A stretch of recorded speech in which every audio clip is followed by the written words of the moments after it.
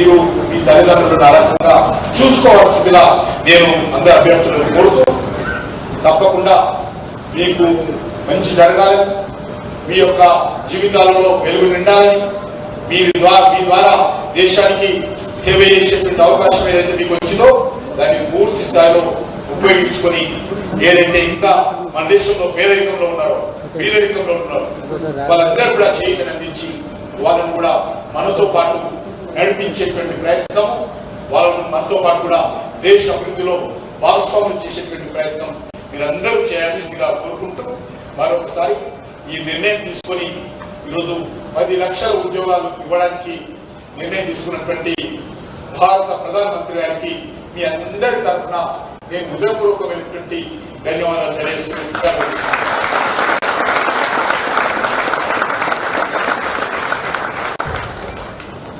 ధన్యవాదాలు sir. Thank you so much for your valuable inputs. As sir told, ఈ ప్రపంచం భవిష్యత్తు యువతి చేతుల్లో ఉంది. Young people, when informed and empowered, when they realize that what they do truly makes a difference, can indeed change the world. మరి మన కిషన్ రెడ్డి గారి ఇంత ఇన్స్పైరింగ్ స్పీచ్ విన్నాక మన జోష్ అంతా ఎలా ఉంది? How's the Josh?